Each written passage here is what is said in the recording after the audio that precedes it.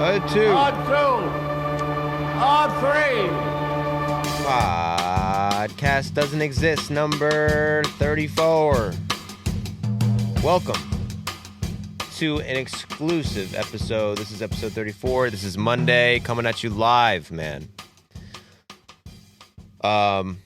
Big weekend of baseball. Yankees got caught cheating again. The Red Sox were the best team in baseball. Sorry, you're not the best team in baseball anymore. Jesse Chavez, man. That might be it for Chavez. What do you think, Mitch? Is it? He decided to go back to Gwinnett, it looks like. All right. Never mind. All right, he's back. Jesse Chavez. You're back. But first and foremost, let's cover the Yankees, man. The Yankees are cheating. The Yankees keep getting caught cheating. Caught cheating again, but it is an illegal way. I will give that. The Yankees are cheating, but it is legal. A. Perez is now beefing with the Yankees and Jazz Chisholm exclusively.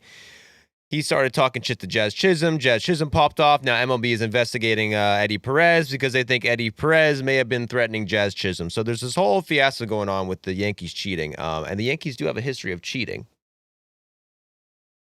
Let's not forget 2015 and 2016 when it came out that their players were using monitors to discern pitch sequence information that was being relayed to base runners in hopes that they could communicate this to the batter.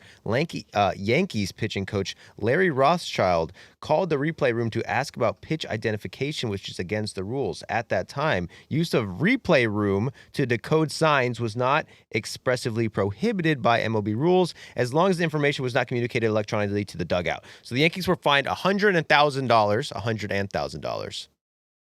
That's a lot. Yep, they got $100 fine, and then they got a $1,000 fine for cheating. Sorry, $100,000 fine, $100,000 fine for the Yankees.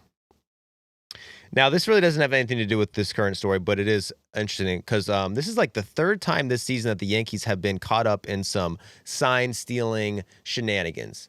It's the third time this season. Then you remember the Blue Jays fiasco a couple years ago. So the Yankees are, I guess they're on the cutting edge of sign stealing.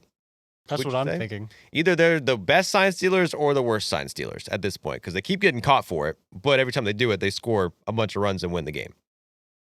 Anyway, 2015, they did get caught in this little fiasco with watching videos to like decode fucking sequences with the catcher. Honestly, can we be real? Is that really cheating? I mean, it is why games are delayed now. If you watched it on TV versus in the stadium, there's like a 30-second delay now. So you can't hit a trash can and then they can see it from the sign.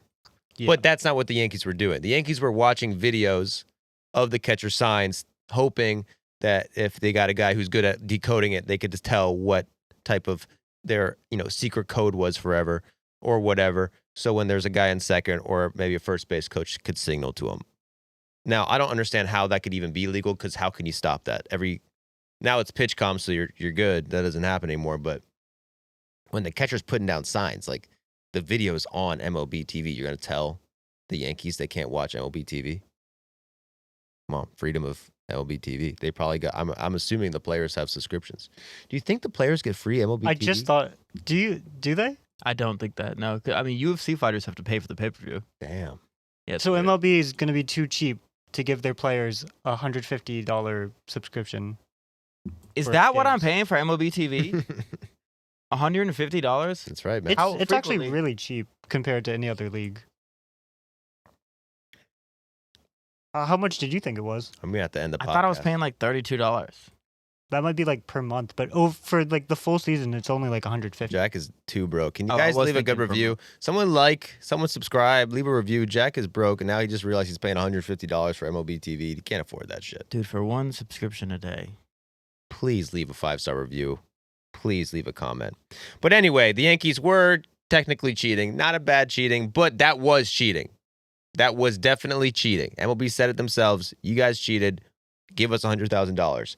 2023, Yankees got caught cheating again, but this would be the legal cheating. So Aaron Judge hit a home run, if you remember this series. Broadcast thought that Judge might have known what pitch was coming from his first base coach, who was stealing signs and telling Judge what was coming. You can see Judge kind of look over, to the side of his eye, looking at the first base coach right before the pitch is going to come, and then he hits a bomb. So basically what the coach was doing is that he was, getting an angle on the pitcher. So if you're at first base on a right-handed pitcher, you can kind of back up a bit or move forward so you can kind of see his hand where it's in the glove. You can look at his grips.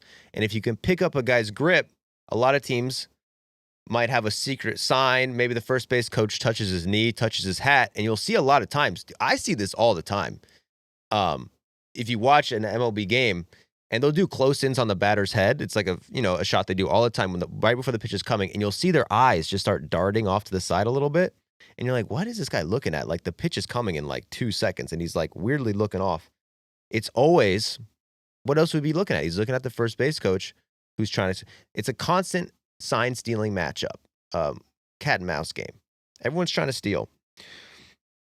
But then the Blue Jays got pissed. They got heated. They started screaming at the freaking Yankees third base coach. This started a whole fight. Because the Yankees third base coach was way out of the bases coaching box, which is a thing that is not enforced at all. So they started screaming about that. The Blue Jays complained to the umpires. The umpires made the coach get bat in the box. And then when the Blue Jays were hitting, their coach wasn't in the batter's box, the coaching's box. And the Yankees started yelling at them. It was a whole fiasco. Yankees sign stealing, blah, blah, blah, blah, blah. That was 2 years ago. This year, this has already happened 3 times with the Yankees. In May against the Padres, Wandy Peralta entered the game. It was a tie game. Mind you, he also is a former Yankee. So that's, maybe they knew something going into this game. But Twitter user, Letters to AJ, noticed that with the bases loaded, Cody Bellinger was touching his helmet every time there was an off-speed pitch coming. And this happened about 10 times. Actually, no, that was a different game. I don't know. I think they only caught him doing this in this one at-bat. But every time a slider came, you could see Bellinger touch his helmet. And there it goes. Peralta ended up giving up 6 runs, only getting 2 outs. The Yankees scored 10 runs in this inning. The game was tied, and it was 12-3. So an effective sign-stealing scheme right there. They got his ass. You can see Cody. The people criticize Cody for being a pothead, being a little dumbass, but guess what? He could steal some signs. I don't know. They never got any comments from the coaches or the players about this. This is kind of one of these things that this one Twitter user kind of blew up on Twitter, but never really made it to the media. So shout out to Mr. What was his name? Preller? Letters to AJ. Respect, man. But then 2 months after that, Andres Munoz comes into a game against the Yankees. This is one of the best closers in the league. Up 2 runs, a runner gets to second base, and every time Munoz throws a slider, their arms raises in the sky. They got him to do this about 10 times, like 10 different times. And it's the most obvious shit ever. They just they're on a roller coaster. Woo! It's coming. Here comes the slider. And they also got clips of the first base coach doing the same thing, a similar thing. Like I was saying earlier, a lot of times you'll see a batter kind of look over to first base, see if what the first base coach is making a sign. Yankees were doing both. Second base runner and the first base coach were signaling against Munoz. Munoz ended up blowing this 2-run lead, and the Yankees won this game. And I don't know. I haven't looked at the numbers right now. I'm not going to say he's the best pitcher in baseball, best closer in baseball, Mitchell. Andres Munoz this year? One of the best closers in baseball. Okay. We have to be fair. We like to do clickbait bullshit, but we can't do it here. We have to be fair. One of the best closers in baseball history. And then that was 10 days ago. 10 days later, there's another sign-stealing controversy with the Yankees. So this was 2 days ago, this weekend. Braves came into the inning up 5 runs. They end up giving up 4 in this inning. They get let up 6 more runs the rest of the game. If you look at either earlier in the inning, you can see Stanton doing what I was saying. You can see Stanton, if you close up on his eyes, you can see his eyes darting at the first base coach. So the Yankees were up to their old tricks again, for sure. Later in the inning, they end up loading the bases with nobody out. Gave up a few runs. Eventually, Jazz Chisholm gets to second base. You can see him in the video that they got on Twitter, signaling to the hitter that a fastball is coming. And it does. Signals it to Anthony Volpe, who hits a sac fly. Beautifully done sign stealing. And the Braves bench does not like this. Eddie Perez starts screaming at Chisholm from the dugout. Doesn't like it. He called Jazz does not like this disrespect. Starts calling our coach, Mitch, calls Eddie Perez a crybaby, which is fighting words because, as we know, there's no crying in baseball. There's no crying in baseball. So you call a guy a crybaby on the baseball field, that is grounds to get your head blown off. So Eddie Perez is making this motion to him, like pointing to his head. Jazz takes it like, oh, he's threatening to hit me in the head. He's saying that the Braves are going to throw at my head because I'm stealing signs. Little concerning, right? You don't want to be throwing at people's heads. That's very disrespectful. That is dangerous. However, Eddie Perez says that's not what he's saying. He said, quote, use his head. I have a lot of respect for that guy. I like him, but I guess he didn't like what I had to say and got upset with me. It wasn't threatening. I just wanted him to play smart out there. So that's a baseball lifer right there. That's how you know this guy is genius. Eddie Perez, this is the guy you want in the clubhouse. It's a double entendre of sorts. You point at your head like this, and the guy thinks you're saying you're going to hit him in the head. And you might be saying you might throw at his head, dude, because you're a savage. But you could also make the excuse, I'm saying use your head. Play smart. Play smart. Nothing wrong with telling someone to play smart. I'd say that's actually good advice. Play smart. Play smart. Don't steal signs or we'll hit you in the head. I think it would mean more if the Braves won.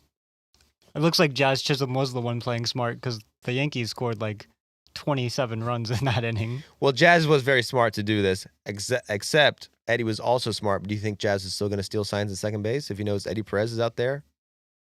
I mean, what is Eddie Perez going to do? Chase after him? We'll see. He'll tell one of his pitchers to throw at his fucking head, dude. Well, MLB is now investigating Eddie Perez because he made this motion to Jazz Chisholm. But if you see in this video, the Braves are using PitchCom. Because the question is, how does Jazz Chisholm and how do the Yankees keep knowing what pitch the opposing team is going to throw? Because this is the third time this year, all three examples, they scored a shit ton of runs. And if you watch the video, there's no signs being done. It's all PitchCom. So he can't be reading signs from the catcher. Sometimes you can tell by how the catcher sets up what pitch is coming. You know, if he's on one knee getting low, he's got his glove down, you can expect like a low off-speed pitch. You know a slider's coming. If you watch the pitch that Jazz gives a sign on, it does look pretty like Sean Murphy sets up like obviously this is going to be a high fastball. So that's what I thought at first. But if you look at throughout the entire inning, he sets up the same way every time. He puts that glove at the top of the zone, brings it down, then brings it back up. You can see him set up that same exact way and throw a changeup. So that's not how he does it. If you look at it right here, how Jazz Chisholm, at least in my opinion, how he gets it is he's not really taking a lead. He's waiting. The guy is set up forever, and he's getting an angle on his hand, and he can see right there, yep, fastball, uses that hand motion, fastball's coming. So he's picking up his grip from second base and signaling it to the second batter, to the batter, which is legal. As long as you don't use technology, it is legal. However, the question is, are the Yankees fucking good at stealing signs or bad at it? Because they do it a lot. It's worked 3 times this season, but all 3 times they've been caught for it. Now, maybe they've done it 100 times this season and they got away with it 97 times and they're amazing at it. Or maybe they need to stop throwing their hands in the air and making it so freaking obvious. You know, the batters have to know what's coming, though. When you have those clips of the guys darting their eyes to the first base coach, it's like a split second. Mm-hmm. Like, the coach might not know the batter got the sign. So I think they're quite good at it. Although I'm looking now and they're not the best team with runners in scoring position. I expected them to be the best team with runners in scoring position. So maybe they're not that great at sign stealing. You can only steal so much.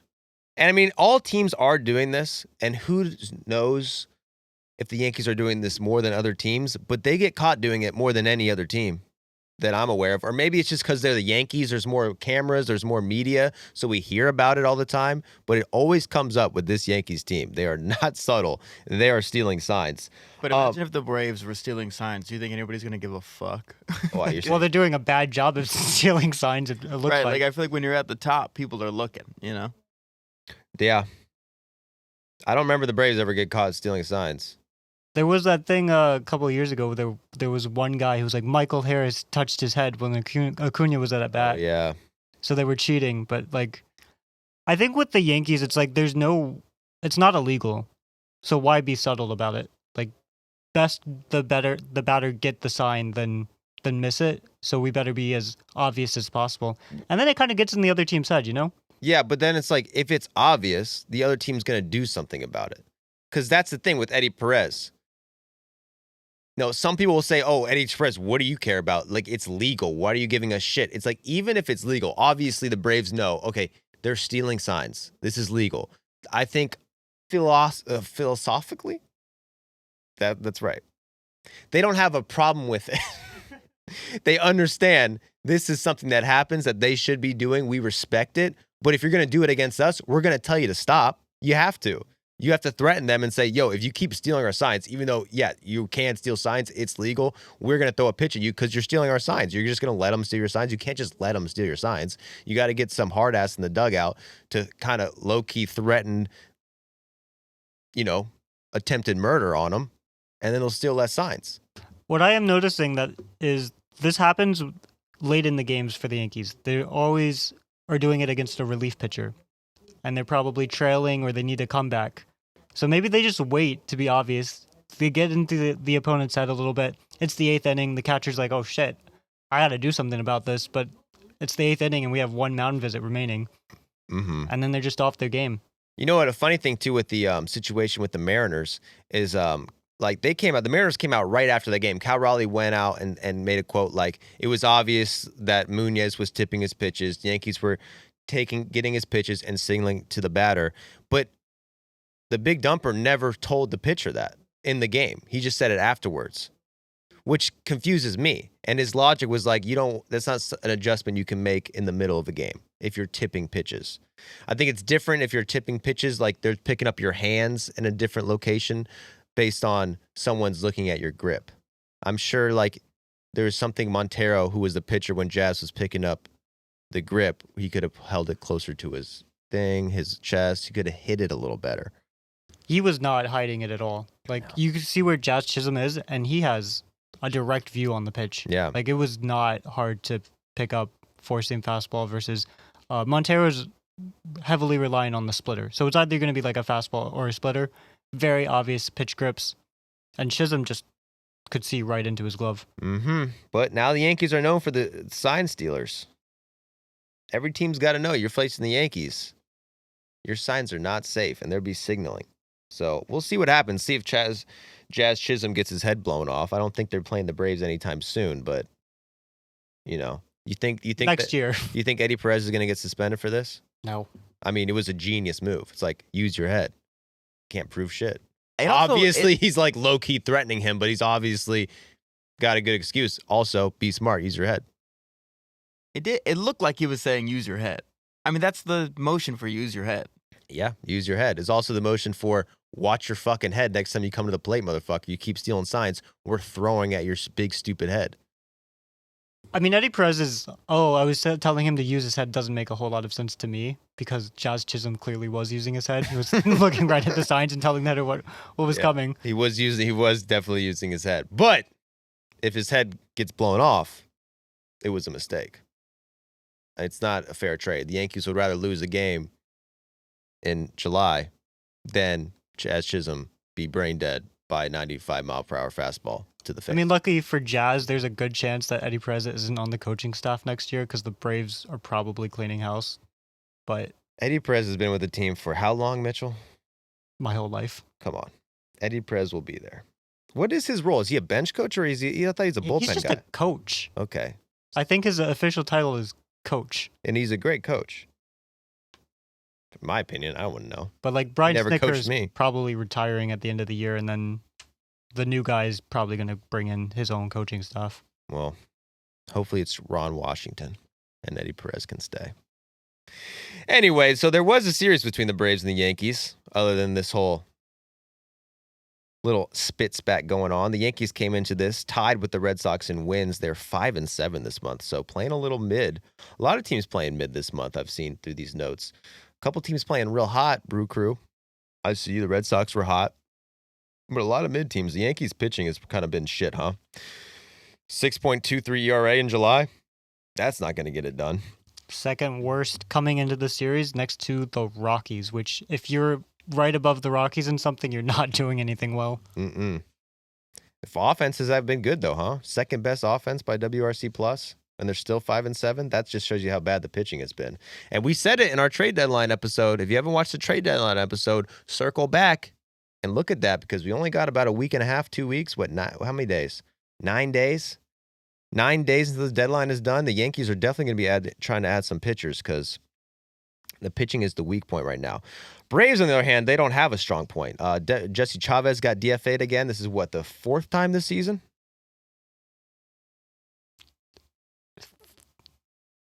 Man, it seems like anywhere between 5 and 1,000. When you stump Mitchell on a Braves roster move, you know it's bad.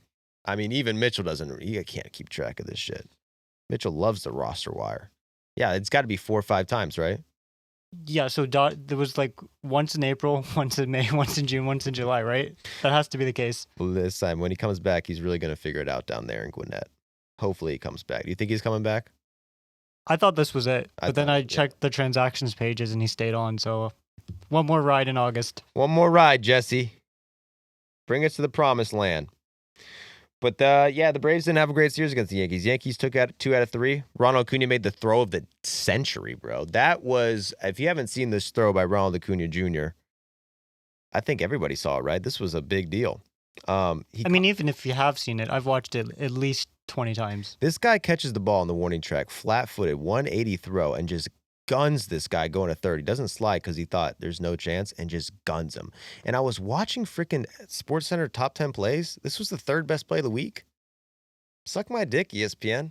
What were the 2 plays ahead of this? A fucking flag football catch was number 1. And it was a good catch, but it's flag football, bro. And I forgot what number 2 was, but it wasn't as good as that. I mean, this got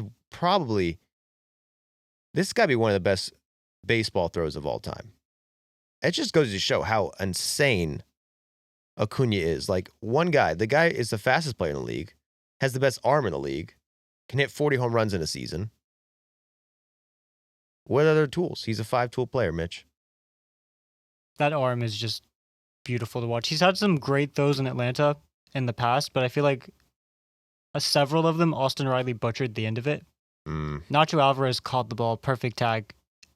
Might be the throw of the decade, might be the throw of the century. Shout out to Nacho Alvarez, too. One of the best names going. Good little third baseman over there at third. Filling in nicely on the defensive. Yeah. At least the few plays I've seen.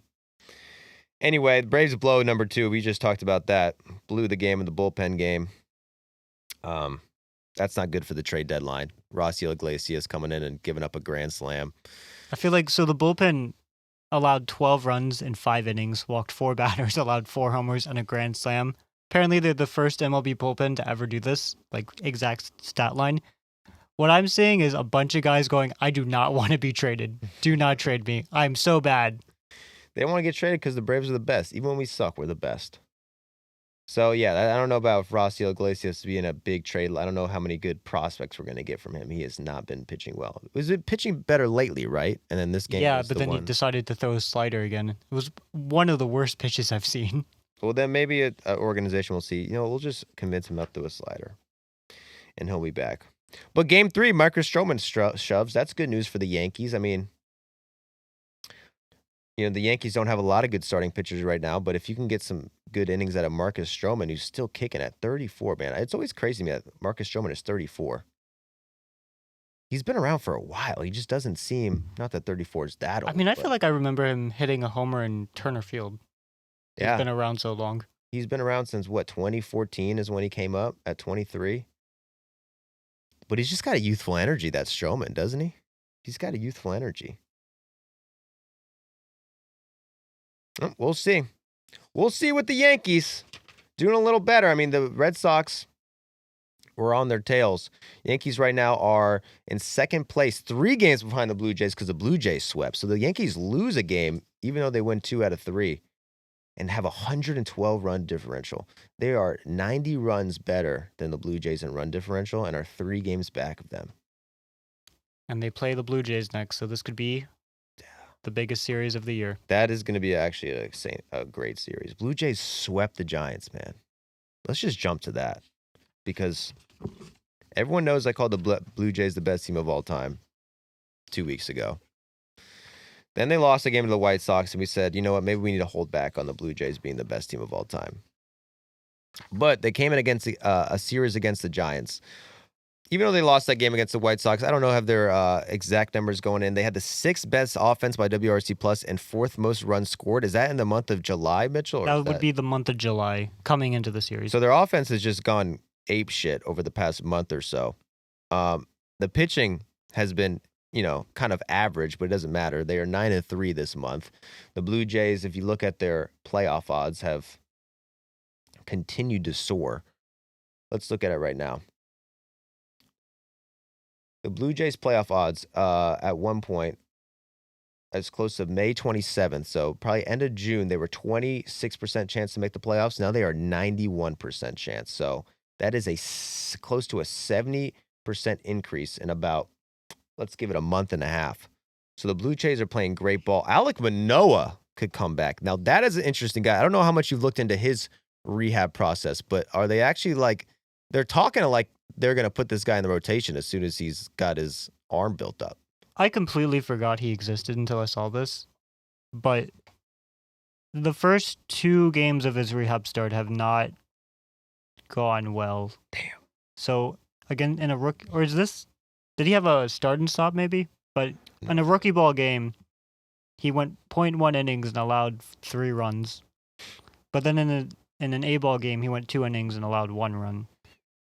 This guy at one point was one of the best pitchers in baseball. Yeah. What do you get? What do you finish in Cy Young voting that year? He finished 3rd in Cy Young voting. So his rookie year, he finished 8th, had a 3.22 ERA. His second season, 2.24 ERA in 196 innings. And then since then, he was been very bad. Yeah. 3rd in Cy Young voting. And then followed it up next year with a 5.87 ERA. Went down with Tommy John after last season, right? I mean, this guy was sent down to for rookie league a year after finishing 3rd in Cy Young, and then had an 11 ERA in the lowest level of the minors, completely lost it. And it's been a long journey back, but from my understanding, the Blue Jays are rolling with him, and they're going to put him back in that rotation, which they do need rotation help. I mean, that's the one aspect of the Blue Jays that they really need to focus on is starting pitching or pitching in general. Yeah, even throughout this run, their pitching has never been good. What about the Giants? They sweep the Giants. I'm assuming their pitchers did pretty well. Yeah. I didn't have it written down, but the games were not particularly close until Sunday. So well, it helps when you face Justin Verlander. Hey, he only allowed 4 runs. The Giants lost. They only scored 3 runs in the first 2 games, and then they lost 8-6 in the third game. But yeah, first 2 games, pitching held up for the Blue Jays. Would you say this series was, did it make you feel like the Blue Jays are legit, or were you more like the Giants are frauds? The Giants offense is confusing me. You go out, you get Devers, you make that big move, and then Devers doesn't do anything, and the offense regresses. So I'm kind of thinking this is more on the Giants than the Blue Jays, but the Blue Jays offense just all around has been good for 2 months now. Great for 2 months now. They got guys, but it's sad kind of what the Giants have turned into. They're 4 games above the Mendoza line right now. I don't know how far they're back of the Dodgers, but it doesn't really matter. They're definitely not competing with the Dodgers right now. They've lost 5 in a row after a really tough stretch after getting Devers, and then they kind of got a little hot before the All-Star break against the Athletics. They beat the Phillies. They won a series against the Phillies. The Diamondbacks, they won a series against them. You thought, all right, the Giants are settling in, but they've got no production from Devers. They made that big trade, that big splash that was so exciting. Turns out Devers is hurt, and he hasn't been performing well. We went 3 for 12 in this series. Not good. And Justin Verlander still no wins, which is tough. He deserves a win. He's pitched well enough to get a win, but he still does not have a win. Goddamn Giants fans. I think his next start is against the Braves, so. There you go. We'll get him one. We'll get him a win. Other than him, the starters have been good. Their bullpen has been good. Number 1 bullpen in the league for the Giants. Starting pitching is 12th, but I mean, Logan Webb is there. Robbie Ray has done well.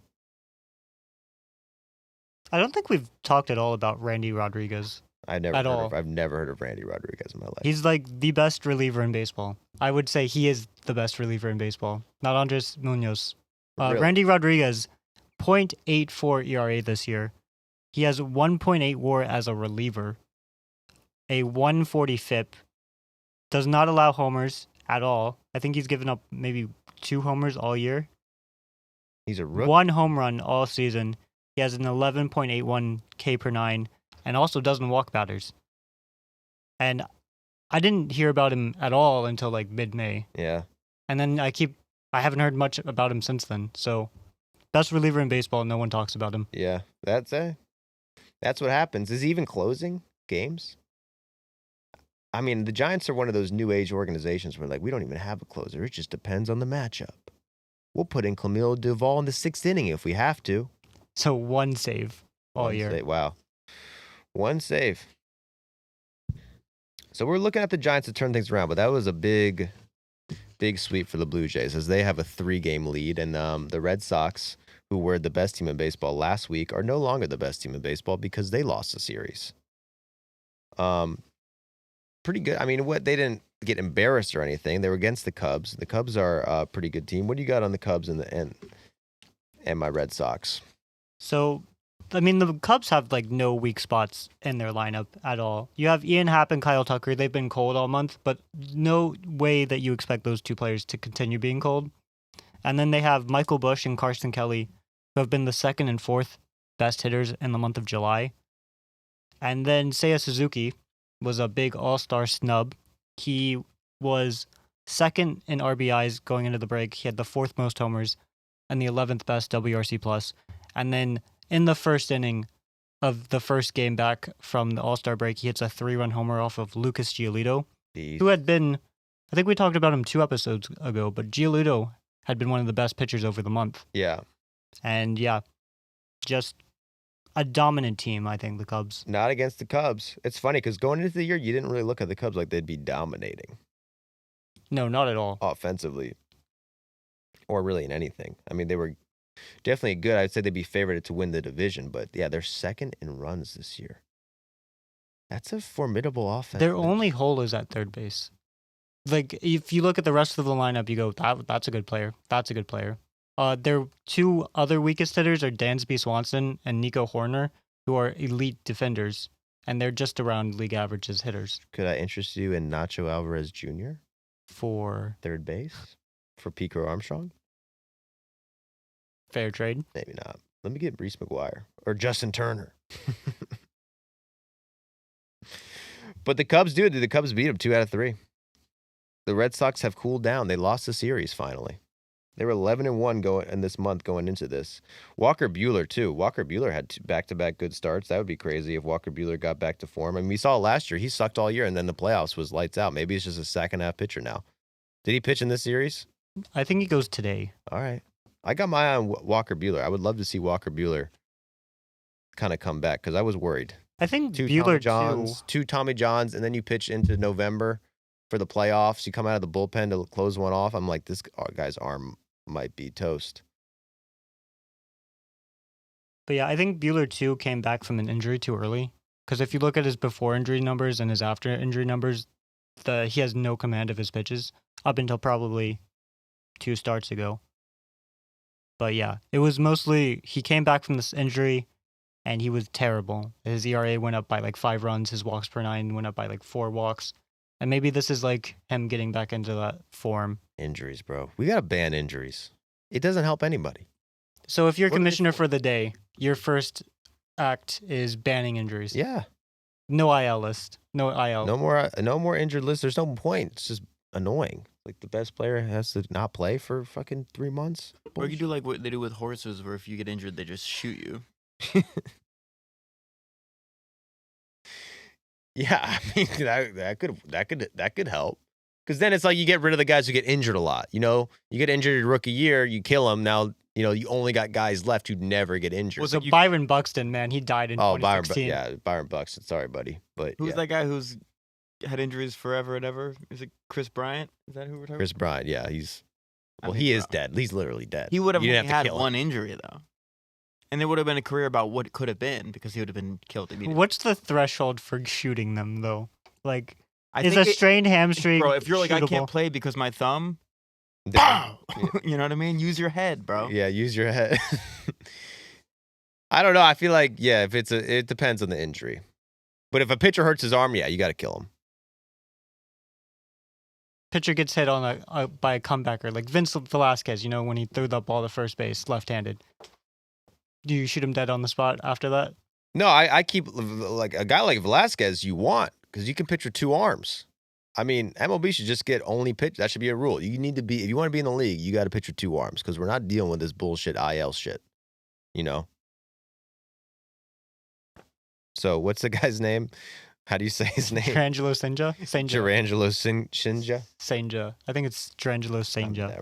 Tarantula Ninja. I dread the day that guy makes the league, because I'm not pronouncing that name right. You know, it's funny. One time you made that TikTok about him 2 years ago. You nailed it. I did, because I practiced for like 30 minutes before I recorded. That's crazy. Earlier, you tried to say box, and you said botch. You know how crazy it is to botch a line by saying botch? That's crazy. Listen, there's a lot of words coming in and out of my brain of all time. You wouldn't last a day in my brain. It's just too much information. Yeah. Check my screen time. It's crazy. But anyway, the Cubs win the series. Shout out to the Cubs. Shota Imanaga, too. He came back from injury. Glad we didn't kill him, because he's looking strong. Shuts down the Red Sox, who've been the hottest offense. But the Red Sox did salvage it with a Wilyer Abreu home run twice in Game 3. Wilyer Abreu might be legit. Red Sox got a lot of guys who you look at, are these guys legit? Because they're getting production from fools that you wouldn't really, coming into the season, were going to be fools to be productions. It's interesting that they traded Devers, and now you look at their lineup and they're like, oh, well, we don't have enough players, so Alex Bregman, you're getting the day off today. Take him off the bench. He hits a 3-run homer. They're just like rotating guys in and out of the DH spot, and they still have to like sit great players. And they traded their DH so that they could play their other players more. Yep, we'll see what happens with our boy Yoshida's cooled down. I don't like that. I don't like to see Yoshida at a 85 to OPS plus. Early, only 7 games. But I don't like to see that. I want to see Yoshida be the man.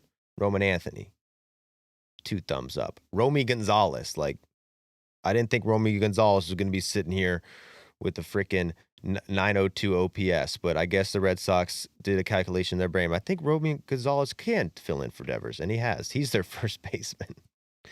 See, Romy will do anything for the team, unlike these spoiled brats. Romy Gonzalez. You're my player of the week. He went hitless. Okay. Oh, new segment? Cool. You're my player of the week. Yeah, he had 0 hits this week. But guess what? Sometimes you just got to throw a guy a bone. He's done a great job for the Red Sox. But the series I was really looking at this weekend was my Dodgers, who, let's just say, aren't the scary Dodgers of old. I mean, come on. They're 5-7 this month, but that was going into this series after they just got swept by the Brewers. This Brewers team, holy crap. The Brewers just swept the Dodgers twice in 10 days? Yeah. Like, they own the Dodgers. They might be stealing signs. Mitchell's like going to his computer. Let me check real quick. Are they stealing signs? We don't have any evidence that the Brewers are stealing signs, but they are on my watch list. But the Dodgers... pitching and hitting has been bad. I mean, the Dodgers pitching has been shaky all year because they've all been hurt. Now they're probably healthier now than they have been since like the first week of the season, but it's still not good. This over the past month, or maybe just this month, is it July?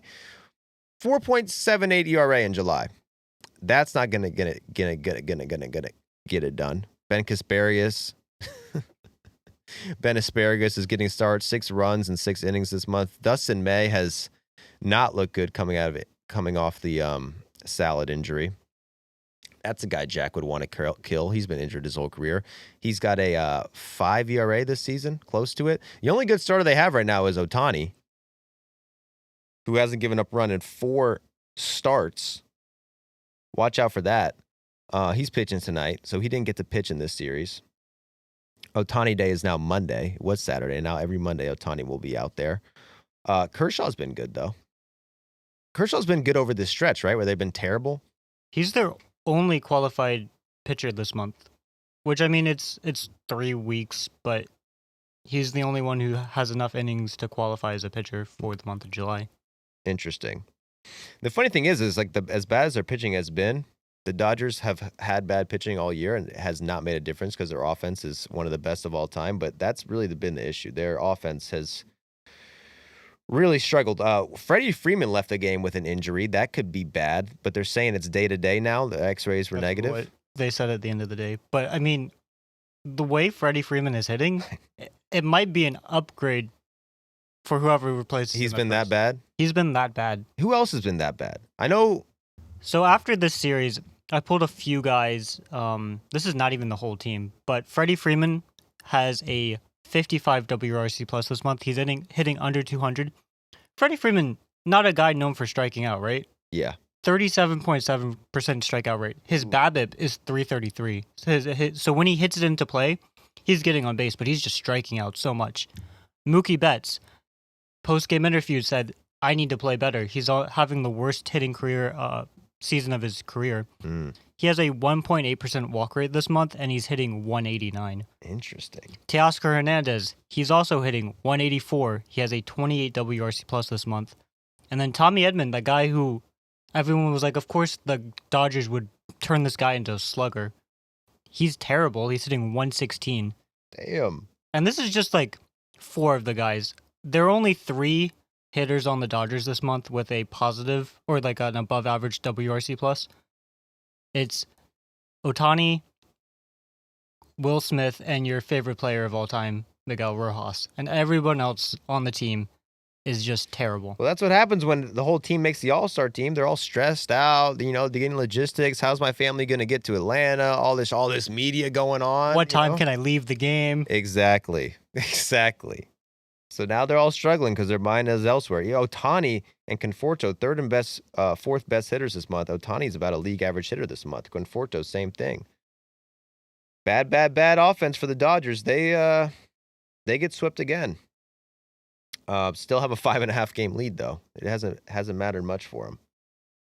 I think the Dodgers will be all right. But that Freddie Freeman injury worried me. He got hit in the hand and then immediately did not react at all like it hurt and just walked straight to the dugout. And you're like, oh shit. And my thing is, I think he's just on so much painkillers nonstop. Anytime he gets hurt, he doesn't even react. He's like, I'm hurt. But he's just on so much painkillers. Freddie Freeman is a drug addict. Great guy, family man. He's addicted to drugs. If you watch the interview, there's a All-Star game interview where they're asking the Dodgers, like when you go out to team dinner, who spends the most? All of them were like, Freddie, he's a wine guy. Freddie loves wine. I'm like, this is getting bad. I was shocked. I was like, no wonder Freddie Freeman really needed that 6th year. He can't afford his wine anymore. For real, bro. That's why he's a Dodger. He needs to stay on his feet. The guy is beat up. He's injured every part of his body. Glad we didn't kill him because he's performed through it.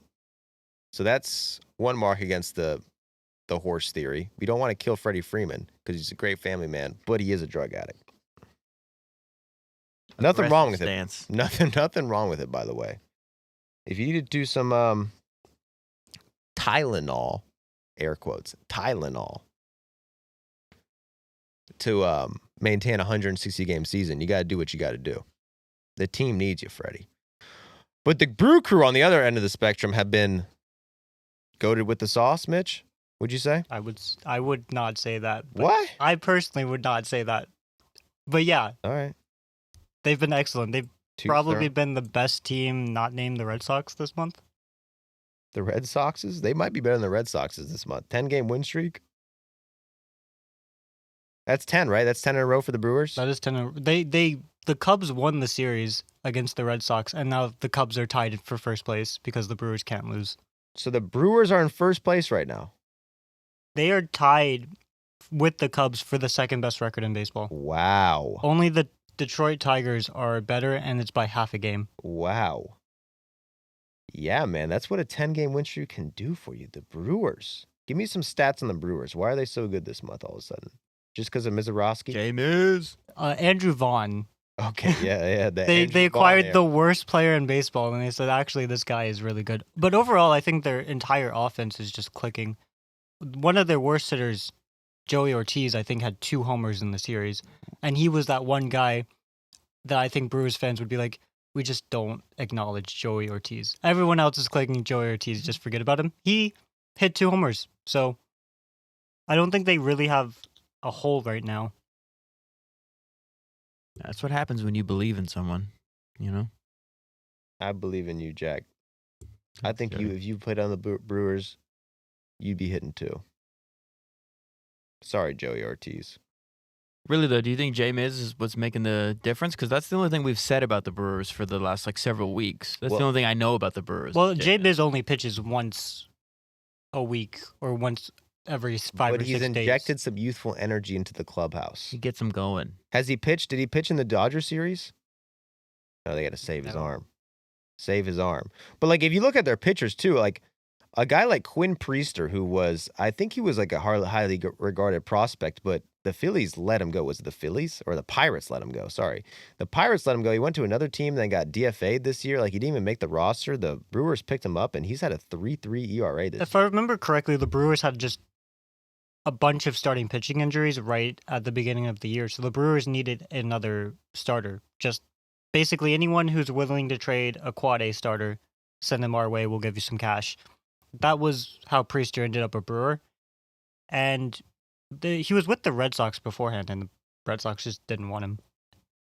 Yeah, the Brewers don't get enough credit for being a pitching lab. All these, Freddie Peralta's been one of the best in the league, leads the league in wins. Isn't that what baseball's all about? Winning? So, winning, Freddie Peralta, you're the best pitcher in baseball. You got the most wins. In my book, that counts for something.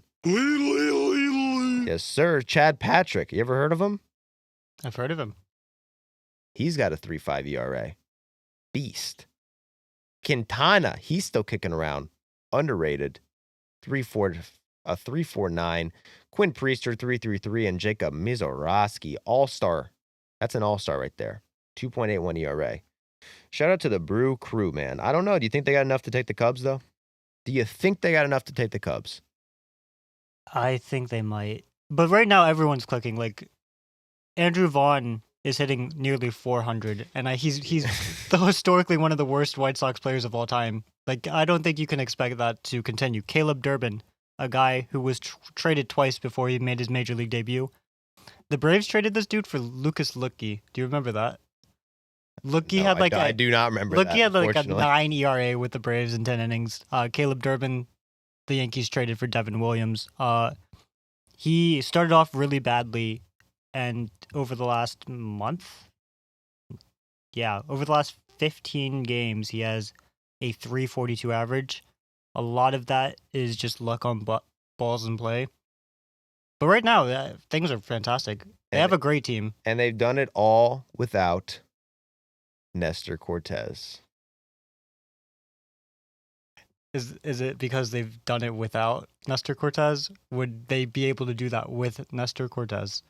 I don't know. All I know, he's got a strained elbow. And, Jack, you might want to look into that. He might need to be put down. It's nice to know you, brother. Sorry, buddy. You know the rules. Injuries, don't Just like bring them him at to the outfield and cover up the kid's eyes. Yeah, I don't know. Why not? You gotta let them. You gotta show the kids. You set an example. After each game, you let the kids on the field to run the bases, and then after that, you bring in the injured player and you kill him. So then the kids know, oh shit, you don't want to get injured. I was thinking more of an old Yeller approach. We take him out back. All right, The kids don't see, but I guess in the middle of the outfield, they probably will see. you got to set the example, set the tone. Brandon Woodruff, though, after 2 years of not pitching, 2 starts from the IL. He pitched well, right? Yeah, his 2 starts, 2.61 ERA. Shoulder injuries are terrifying. The Braves. You're telling me, bro. Joey still can't throw. They're going to move him to first base for the Maestros. Nah, man, I made a couple errors last night. I'm not going to lie, but So you're going to get moved to first base. Got a couple hits. Made a couple great plays too, Mitch. I wouldn't even say they were errors. Sometimes they, in softball, they'll hit a little squibber. And like the bases are so you don't really have a shot at first base. You're going too quick. You might drop a ball. He was going to be safe anyway. But anyway, we did go 1-1 yesterday in softball. Shout out to the Maestro. Summer season just started. Bat's getting a little better. Second game, 2 hits. So, once I find the bat, we could go on a run. But it's not really about me. It's about the teams that we're talking about right now. Brew Crew. It's a good day to be on the Brew Crew. The Reds and Mets. Reds came into the series. A lot of questions on the Reds. Are they buyers? Are they sellers? They're probably not either. They were 6-6 coming into this game. 2.5 games out of a wild card spot though for the Reds. So they're not out of it. It sucks that Hunter Green is. I hate to be the bearer of bad news.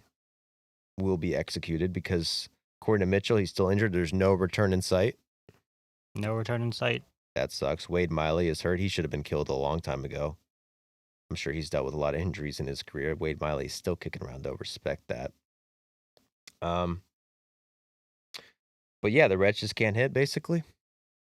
What's going on with my Reds? Coming into the series, 25th in WRC+, 19th in runs.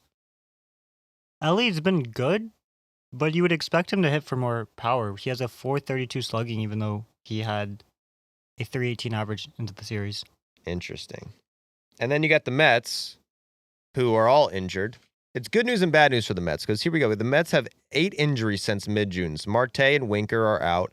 Daniel Nunez had Tommy John. Jose Buto had, quote, illness.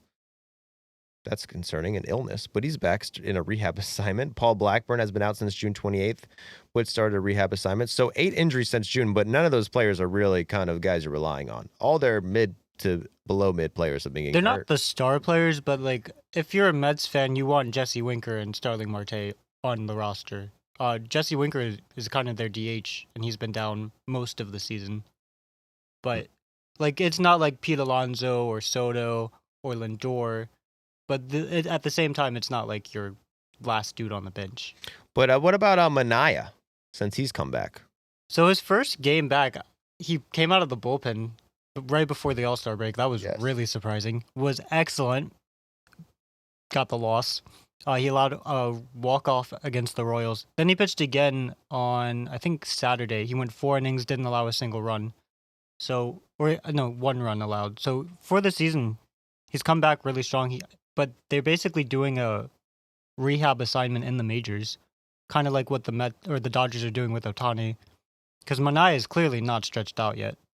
And I came back to bite them on Saturday because the pitcher who came in after Manaya allowed 4 runs. All right. Well, as long as his arm angle is where it needs to be. It is hilarious how he decided to pitch like Chris Sale and now is probably one of the best pitchers in baseball. And he's getting hurt all the time. Took it too literally. Yeah. He's really trying to be Chris Sale. But the Reds did well. The Reds won 2 out of 3. Almost swept them. Almost swept them. Soto scored on a fielder's choice in the 8th inning on Sunday, and that was the go-ahead run.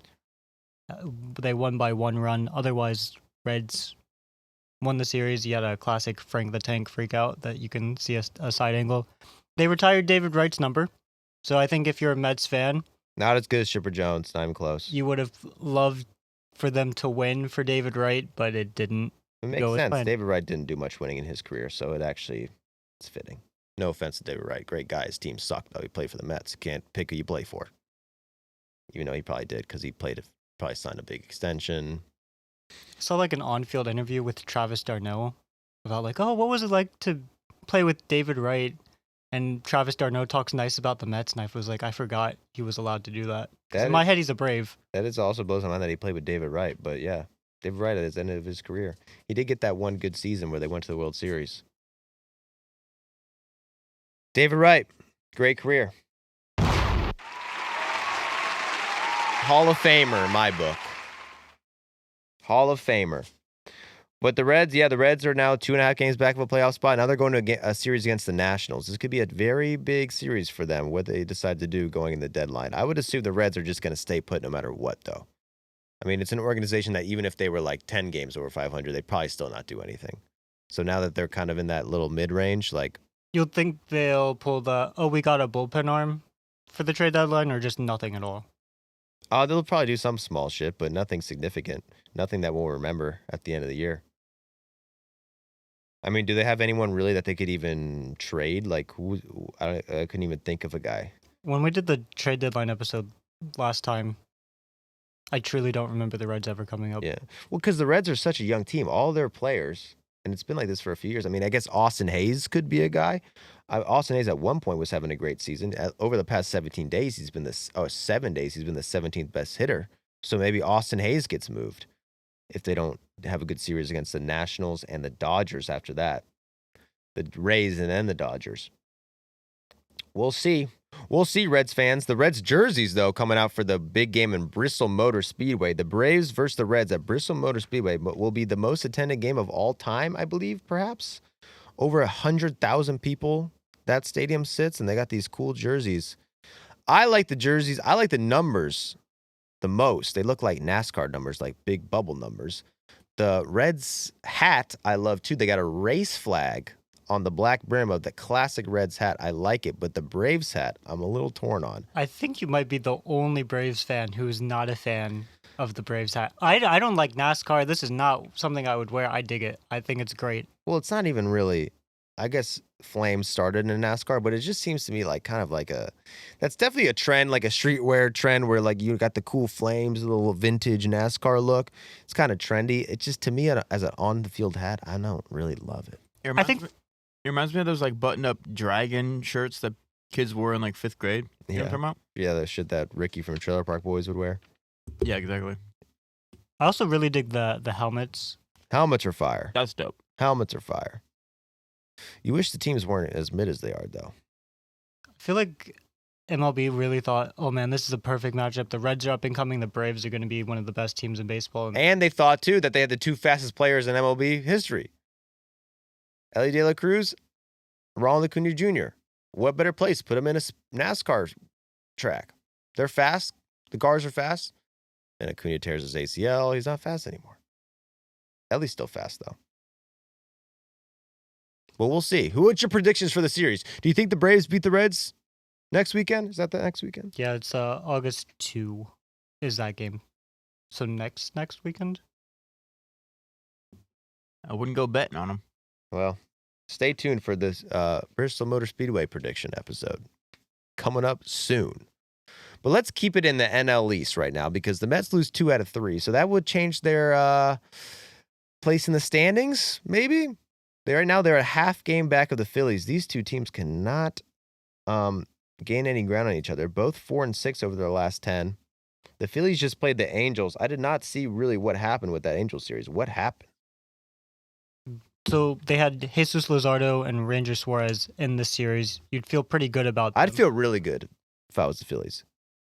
Going in with Ranger Suarez, Jesus Luzardo, two of the best pitchers in the league, going against the Angels, who are an underrated offense.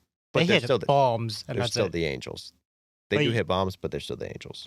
But yeah, Suarez didn't do so hot yesterday. He gave up 6 runs. In game 1, Luzardo allowed 4 runs. His ERA is like 5 or 6 over the last month and a half. And Mike Trout goes 4 for 13. He loves being home. I'm still really surprised he took that contract from the Angels. I always thought he was meant to be a Philly. I agree. And Angels win the series. Angels did it again. The fighting Phils. You have here the Phillies are currently the healthiest team in baseball. That's interesting because I remember when they, a few years ago, playing against the Braves, they were the only team going into the playoffs with 0 players on the IL. I think they have the best training staff in baseball. Must be all the red light sauna and shit they got going on in the clubhouse and stuff. All the guys in the bullpen with the air conditioning. All the stuff that you're critiquing actually works. Yeah, maybe it's actually working out. But yeah, right now I was going through injury reports for the whole like MLB teams. Only Aaron Nola on the IL. Everyone else is healthy. Well, the Phillies lose a series to the Angels. Let me guess. They blew a game in the bullpen. No. Wow. The bullpen did allow like 4 runs, but the problem was Luzardo giving up 4 runs and Suarez giving up 6 runs. The starters struggle against the Angels. Angels, man, they won't go away. I mean, they're still in 4th in the AL West. 8 games back, 4 games of a wild card spot for the Angels. I would love the Angels to just like really. There have been a lot of teams hovering around 500 this year, but I think the mid-doza team of the year is going to have to be the Angels. At the end of the year, when everything's said and done, I think the Angels will be that team. Yeah, they can hit home runs. They can't pitch for shit. Mike Trout has had a very weird year where he's like hitting well, but like not really, but getting unlucky, but then missed a month, but came back, hit well. But he had like the most home runs, but it was batting 100, and then he came back, and now he's like not hitting home runs, but he's hitting better. The manager is like not the manager anymore. Like he's out for the rest of the year, right? Yeah. We need an update on Wash. Hope he's doing all right. In about a week and a half, we will be on this podcast saying that Mike Trout has now played his second most amount of games since 2020. He's at 73 games played this year. That's more than he played last year, more than he played in 2021, and more than he played in 2020. So DH is working for him. I like that. I'd love the Angels just going. I don't want them to give up Kikuchi. Because they could give up Kikuchi and give up Kenley, and I think they could probably get some good, some assets for that. But then you can't really buy into an Angels playoff run. However, the Angels really did have like a 10%. Would they have like an 8% chance to make the playoffs, refused to trade Ohtani, and then made every single stupid fucking trade ever? They acquired like 4 players, and then they all released them less than a month later. They DFA'd every single guy they traded for. That was really sad. None of those guys were good. But we got really excited. Who was that? Like Brandon Drury? It was Randall Grichuk, Lucas Giolito, Ronaldo Lopez, and I think Drury. Yeah. And all 4 of them were exposed to waivers. Giolito and Lopez got claimed by the same team. And then I don't remember what happened to the others. But, like, that was a fun time. That was a fun month. It was fun. That's no one. I remember everyone was so pumped because no one expected them to buy. So when they just bought, everyone was just like, oh, Ohtani and Trout have a chance at the playoffs. We kind of just like, wow, they made all the moves. Like, none of those players were ever really good. I mean, Ronaldo was good after that. Giolito, I don't remember if he was having a good season that year, but I think he sucked, though, specifically for the Angels. Definitely sucked for the Angels. They all sucked for the Angels. I think they made the decision to go all in because Ohtani had that one day in Detroit where he had that shutout in Game 1 and that, I don't remember how many homers in Game 2, but I think the Angels were like, oh, maybe we can compete. We just beat the 2023 Tigers. Yep, and then Shohei went with Tommy John. Remember that Mike Trout came out for one day and was like, okay, well, if Ohtani's hurt, then I'm hurt too. Not worth it. But speaking of the 2023 Tigers, it's the 2025 Tigers. Who suck now, bro. 4-game losing streak? Can't have that. They might have the same deal with the Angels. All their players made the All-Star team, so they're busy, they're tired. They're, doing logistics, trying to get the freaking in-laws over to Atlanta, all that bull crap. Well, they started struggling. They lost 4 games in a row going against this Rangers team. Rangers, have I said it before? They're my team of the second half.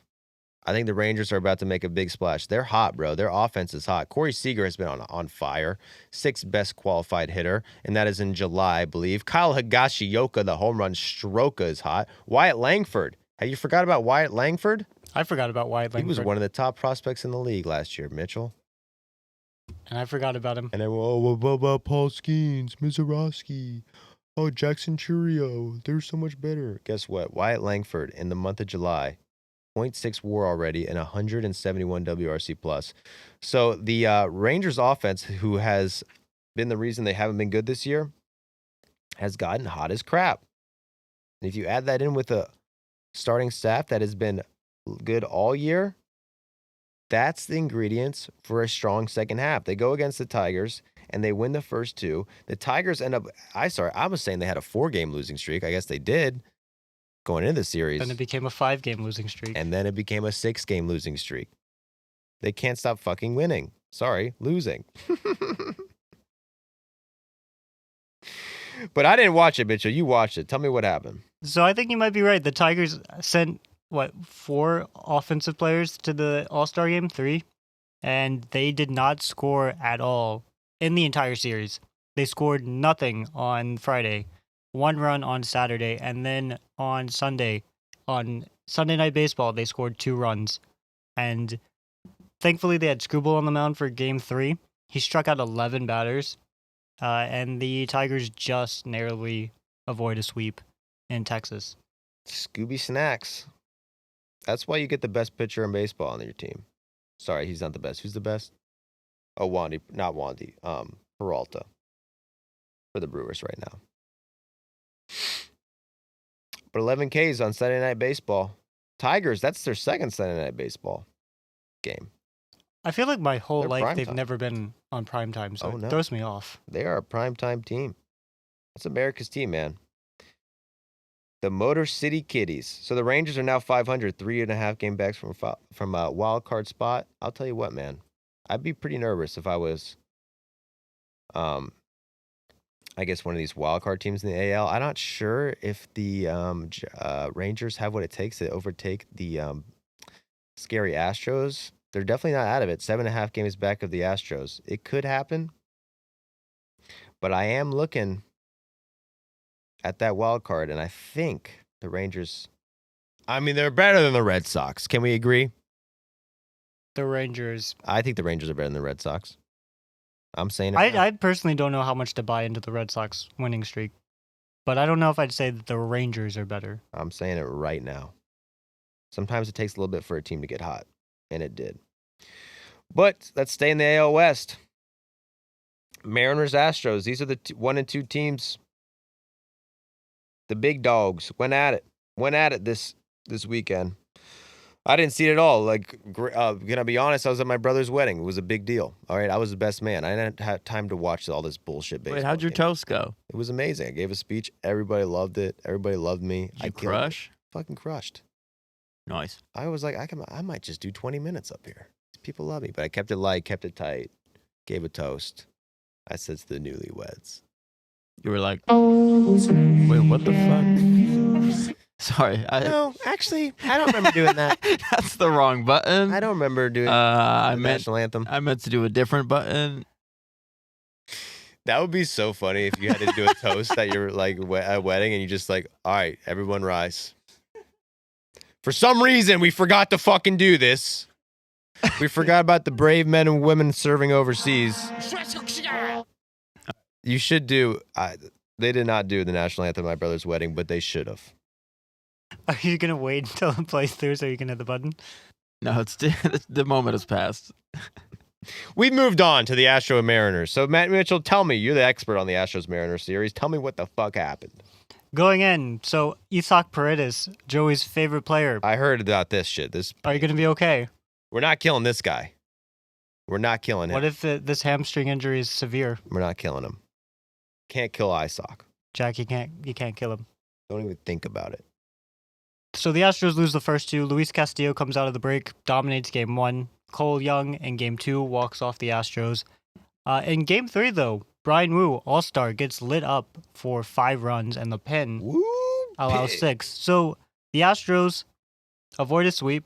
I feel like most of this doc is an X-team avoids a sweep. I feel like there were a lot of potential sweeps and only 2 sweeps. But anyway, Big Dumper, cold. In his last 5 games, he has 2 hits, Small dumper. both singles. Randy Arozarena might be one of the best hitters in baseball. He did hit another homer, finished the series 3 for 11, had 3 walks.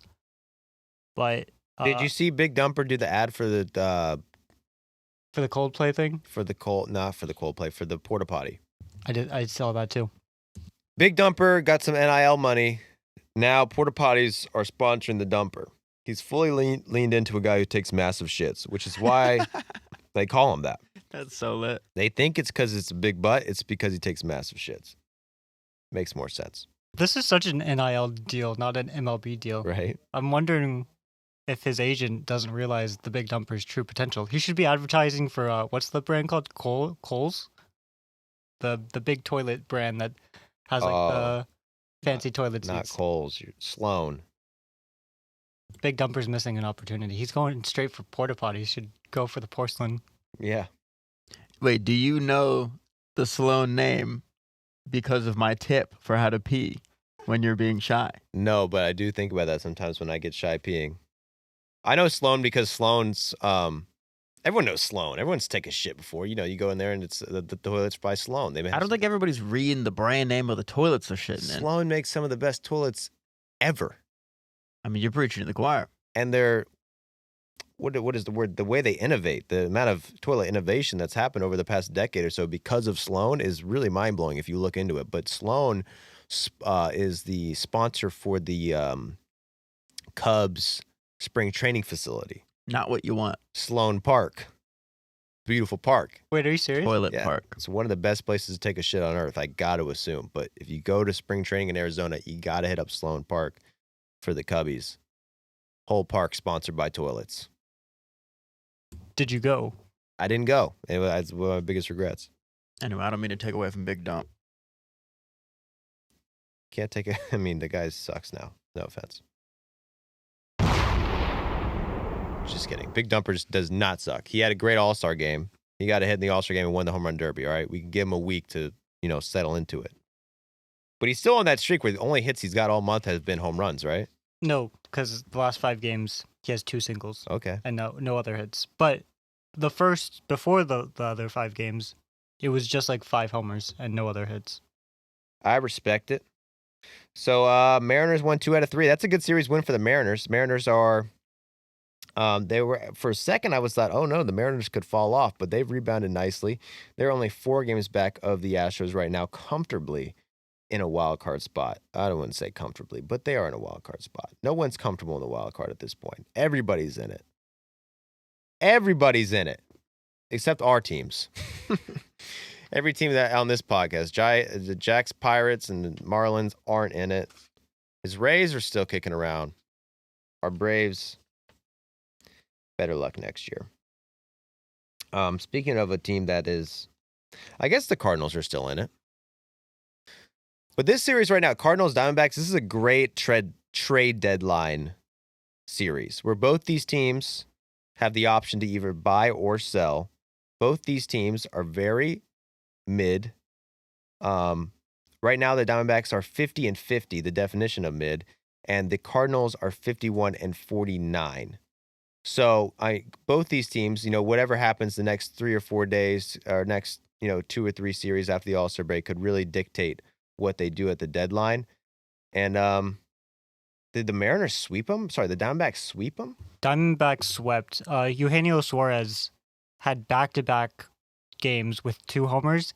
He hit more homers, apparently, in these actual games than Jazz Chisholm did in the home run derby on fewer pitches. Give Jazz a break. That's so fucked. Give Jazz a break. Stop bullying people, Mitch. This is from Reddit user Logical Harm. So thank you for that nugget, Logical Harm. Jazz Chisholm homered 3 times in 32 swings. Eugenio Suarez homered 4 times in 26 pitches. Well, tip your cap to Eugenio. That's going to up the price on a trade. The Diamondbacks seem like they are already made their minds up, at least with the reporting going on. The amount of rumors swirling about Suarez and who else is on the block for them? There's Naylor. There's more. I feel like it's half the team. Yeah. Naylor. I barely know her. Fucking man. Interesting. Sorry, I'm not pausing because of your comment, Jack. I thought that was an appropriate comment to make. I'm just... You thought it was an appropriate comment to I thought make? it was very appropriate. Thank you. I'm just mulling over this Cardinals Diamondback series. Does this change anything for either team, Mitchell? What do you think? I think if you're a Diamondbacks fan, you go from the series going like, oh, this might be it for the squad, to being like, oh, we should hold on to these guys. These guys can hit. And the pitching came through. The starting pitching only allowed 3 runs in 19 innings. That's Brandon Pfaadt, who is one of the worst qualified pitchers in baseball, Ryan Nelson, and Merrill Kelly. So you've got your starting pitching coming together. The bullpen didn't do terrible. And you have one guy just hitting bombs like if you're a fan, you don't want to see that happen. And if you're management, they don't have a big window. So is this really going to be sell, or do you try and go for the Hail Mary? I tell you what, so they got a series against the Astros coming up, right? Starts tonight. If they win this series, win 2 out of 3 against the Astros, then they play the Pirates. And that's a sweep waiting to happen. So there is a scenario where no trades go down with the Diamondbacks, but it just feels like they want to trade so bad. Maybe if they even go on this streak where they'll still sell these guys. I mean, Eugenio Suarez is the number one guy, available right now. People are going to throw a lot of good deals at the Diamondbacks. It's going to be tough to say no, especially right now when you're still at 500. How many games back are they? What are their playoff? I want to say they probably have about 15% playoff odds. A lot of injuries. Corbin Burns ain't going to pitch for the rest of the year. Who else? Jordan Montgomery. They got to wait for him to come back. Someone might trade for Chevy Miller's hurt. Their whole bullpen is hurt. That's kind of been the issue. But I don't know. Cardinals are in that same boat where they got guys to trade. They definitely want to trade. Cardinals are in the same boat, but opposite management perspectives. Like, I bet Cardinals management loves seeing this losing streak because then they go, well, we tried. We have to trade everyone. The Diamondbacks see this winning streak and go, shoot, we might have to keep everyone. Yeah. I think the Cardinals are ready to sell. They got a series against the Rockies right now, which might hurt the optics. But I think even if they win the next 10 games, they're going to try to sell. Trying to get rid of who else? Who are they trying to get rid of? Helsley, a new part of the Dodgers. That's going to happen. Helsley and who else? Arenado. That's not going to happen. No one wants him. Helsley's the big one. Helsley's on the move. You heard it here first. The Athletics, I didn't forget about you. They played the Guardians. What happened, Mitchell? Just to go back on Nootbaar real quick. Someone commented on the last video, if Lars Nootbaar goes to the Dodgers, I will take my own life. So you have put some fear into some Cardinals fans. It could happen. How do you know that's a Cardinals fan? That just might be an anti-Dodgers fan. Or is it just a Lars Nootbaar fan? True. It's a guy you could be a fan of. But anyway, Athletics and Guardians. Guardians' offense has been very weird this month.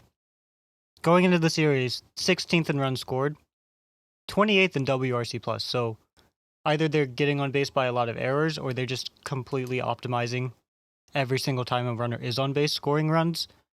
Alleged gambler, Luis Ortiz, his administrative leave was renewed. Stephen Kwan has been very bad this month.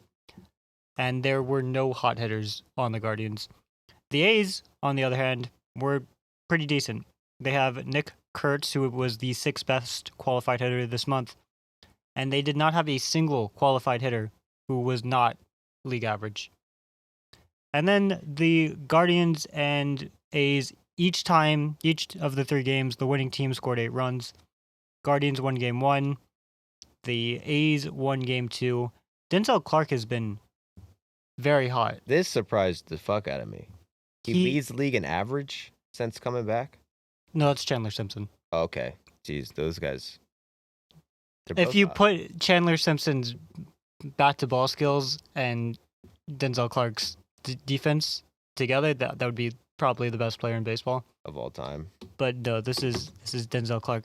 Clark is one of the best defensive players maybe we've ever seen, but he couldn't hit for the first 2 months of the season. Now, this month has been 1 point worse than Ronald Acuna Jr. by WRC+. Then he got injured in the finale. I think the Guardians won the final game. Yeah, the Guardians won 2 out of 3. The Guardians, dude, that 10-game losing streak for the Guardians might have just fucked their whole season. That just one stretch. Like, since then, they've won all 3 series since then. Let's look at it. Since then, they are 3, 4, 5, 6, 7, 8. 8-2. So they've been good ever since that losing streak. And after winning 8 out of 10 games, their playoff odds have gone from 5% to 10%. Which is doubled, technically, but you're still at 10%. It made, like, no difference. the whole division is basically the same team, but the Guardians, for up until that 10-game losing streak, they were the second best team in the AL Central. And it's just so hard to come back from a 10-game losing streak. The Guardians got to get hot to stay in it. I mean, they have a couple guys they might trade. They said they might trade Clase. They might trade Cade Smith now too, right? Those are two. Those are two names. Yeah. Big bullpen arms. You're not going to win anything without those guys, and especially in the playoffs. However, their next series, I mean, they won 2 out of 3 here against the Athletics. They're playing the Orioles, not a great team. Then they play the Royals, not a great team. Then they play the Rockies. Very, very bad team. So they have a 10% chance to make the playoffs. A lot of people would say that's not good enough odds to try to buy or it's time to sell. Let's focus on next year. But looking at this series coming up, I would not count the Guardians out. I think they're better than their record says. Because of the Guardians. You know, they can always scrape together some wins, man. It's a great run organization. Cheap organization, but they run a good cheap organization. What about the Royals Marlins? This was not an exciting series on paper, I will admit. No, but this surprised me. The Marlins Not a lot of sex appeal, even though it is Miami. A lot of sexy chicks in Miami, right? Right, Jack? Oh, yeah. Yeah, he knows. He's from Florida, right? Yeah. Mamacitas. What do you want from me? I'm looking yeah, dude. It's all I think about. No, I'm looking at Mitchell, honestly. He's never been to Miami. He doesn't know what we're talking about. I've never been to Miami. Me neither. I've been to Florida once. Mitch, your again. mind would explode. You'll never You've never seen mamacitas like that. You've never seen as many fake butts. Whoa. That's what I hear. No, they're real butts in Miami. Okay. Fake butts in LA. Ooh. Real butts in Miami because they're Cuban, they're Puerto Rican. Really? They're Latina butts. I didn't know that. There's no Latinas in LA. Interesting. All right, let's move on. There's Latinas in LA. Wow. Jack doesn't know what he's talking about. The guy doesn't know anything about chicks. You're asking him, and he's from the wrong part of Florida. Yeah, I'm from Tampa. He guy doesn't know anything about chicks. I can tell you about girls with face tattoos. We got to get a chick expert on the podcast. A freaking chick expert, dude. That's what we're missing. All right, well, tell me about the Royals and Marlins. Marlins have the second best pitching in July, and that's with Sandy Alcantara being horrible. It's Cantera. It's pronounced Alcantara, but it's Cantera. Alcantara, sorry. It's no way it's Alcantara, though. Spelled different, but everyone says it's Alcantara. Everyone says Alcantara, but it's like with Julio Teheran from the Braves. It's not actually Tehran. Tehran's the capital of Iran. Anyway, Kyle Stowers. Act like I don't know shit, dude. Iran plus. Kyle Stowers. Everyone was like, "Why is he doing the home run derby off or like the extra inning thing at the All-Star game?" He's been one of the best hitters in baseball. Would you say that Kyle Stowers has powers? Kyle Stowers has power. He hit 5 home runs over a 2-game span. God damn, 5 homers? And the Royals barely avoid a sweep. Another one. So the Marlins win the first 2 games. Salvador Perez saves the Royals in game 3. I don't know how much you want on the Marlins and Royals. Well, the Royals, it's time to trade, baby. And Caglione, he's still bad, right? The performance says bad. The inputs say really good. So I feel like you look at his 120 average or whatever it is, and you go, man, that guy needs to go to the minors. But his strikeout rate isn't that high. He's not walking a ton, but it's not like 2% walk rate.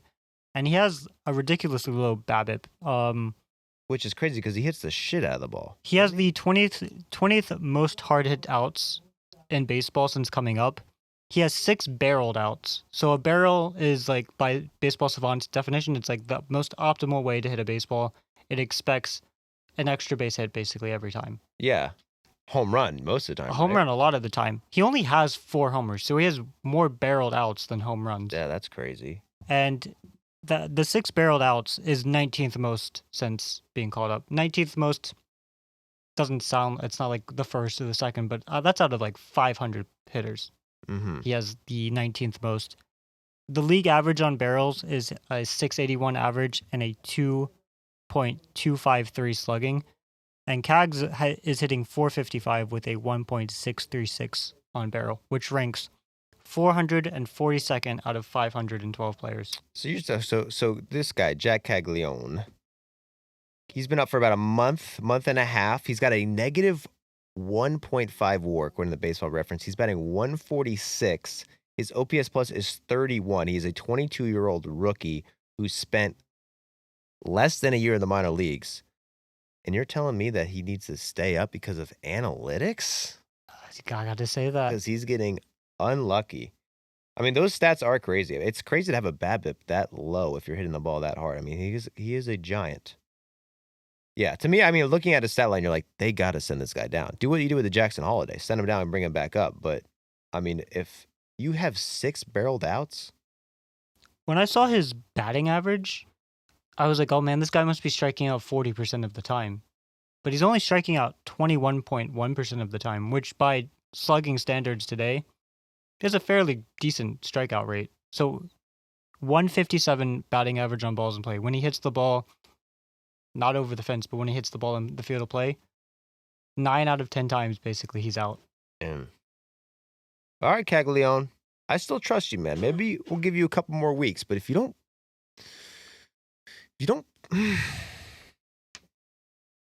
You're going to personally send him down? You're going to go fly to Kansas City? Yeah, but I do it out of a place of love, find something. You want these young guys getting discouraged. I don't think the Royals are going to be competing this year. I'll be honest. I mean, now they did just beat the Marlins in a series. That's impressive. No, the Marlins beat them. Shit, yeah. I mean, come on. You just lost a series to the Marlins. It's time to sell, baby. Are the Marlins good? No. I'll stop you right there. They are not good. But Seth Lugo is, and you can get a lot for Seth Lugo. Get Seth Lugo out of Kansas City. Get them a nice prospect for the future, and let's focus on 2026, because this could be a good team in 2026. Jack's Pirates, man. God damn, you got swept by the freaking White Sox. Did we slip up and not list Luis Robert as a trade piece? We didn't talk about the Pirates, Marlins, or Rays on the trade app. So Luis Robert is terrible. There's a reason, but he's for that. Technically a trade piece. Like, he's been one of the worst hitters in baseball this year. He's not like an elite defender. But I think teams see the potential, the power that he has, the stats from previous years, and just wonder, does he not like playing for a terrible team? Maybe if he was on a good team, he'd be good. Is there an example of any of those White Sox core players who were so bad on the White Sox who went to another team and got better? I feel like they've all been bad no matter where they've gone.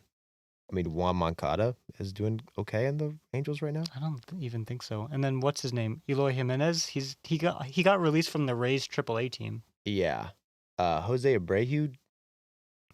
He's out of the league now. I mean, this is a guy who was 12th in MVP voting 2 years ago. Was a Silver Slugger and an All-Star. I mean, that counts for something. I mean, somebody needs an outfielder. I mean, wasn't Michael Kopech better with the Dodgers than the White Sox? Oh, yeah. And he's injured now, too. Thoughts and prayers to him. But that's what I got out of the White Sox-Pirates series. White Sox sweep them. That's got to be... When was the last time the White Sox swept somebody? I remember last year they swept the Rays. That's a good memory. Take that, Jack. That might be your arch nemesis right here. The White Sox. They just sweeping your squads. Marlins are next. Say it, Jack. The White Sox. No. Peaceful man. He knows better than to bark up that tree. White Sox own him. Padres, Nats. Mitchell. Nationals are terrible. Oh, no. On Sunday, yesterday, Mackenzie Gore faced off against his old organization. My dad said they might move the team to a different city. Arlington? Yeah, no, he's like, yeah, I don't know. It looks like the Lerner family wants to sell. Nationals might not be an organization anymore. I mean, you fire the manager and the GM a week before the draft. You got nothing going on for you. And they've gotten worse since firing this guy? Before the series, they were 1-5 since firing David Martinez. Then they lost 2 out of 3 to the Padres.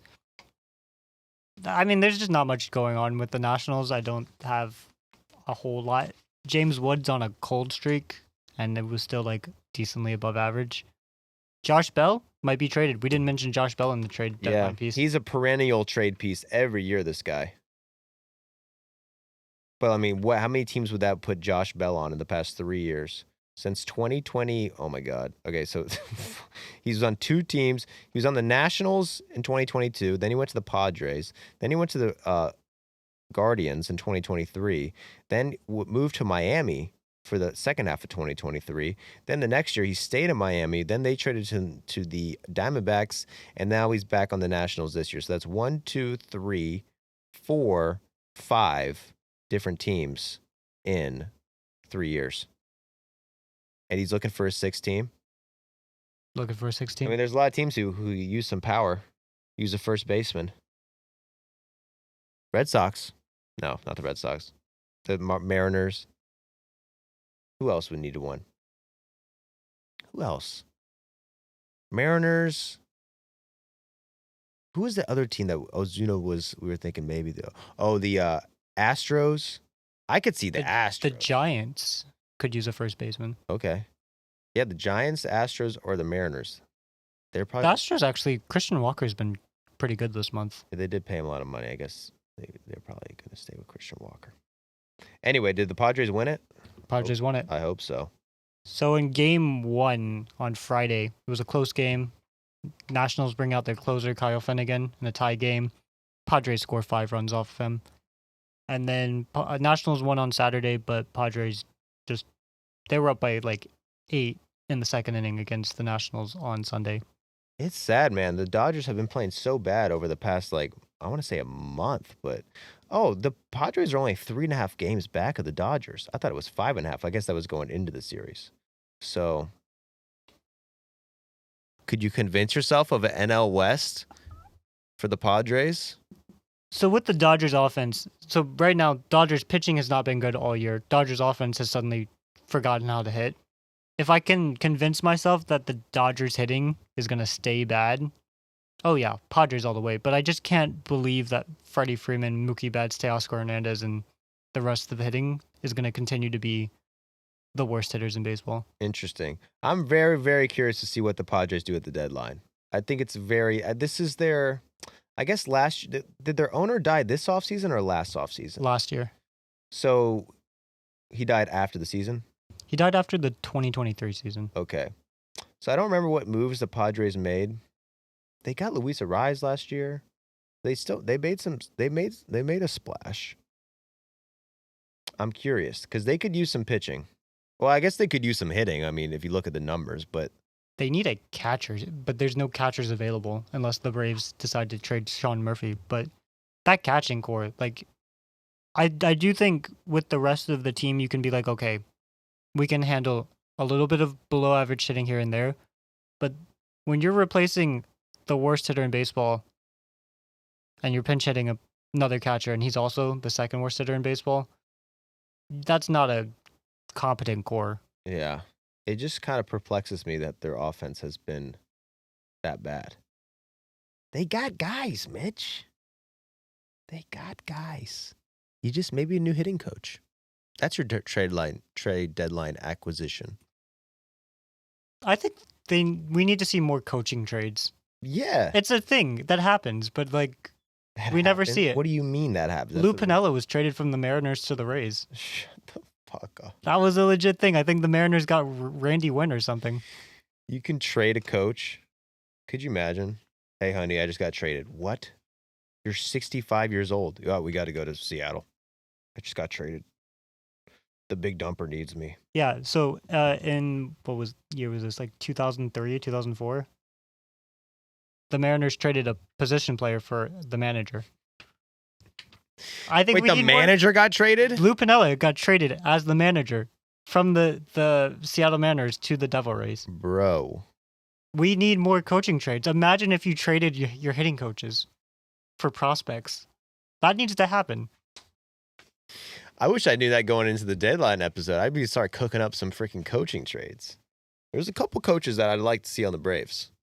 Number one is Ron Washington, and his value is so low right now, the guy might not even start. Because he's injured. He's injured. So this is when you buy Ozuna for Ron Washington, 1-to-1. Who says no?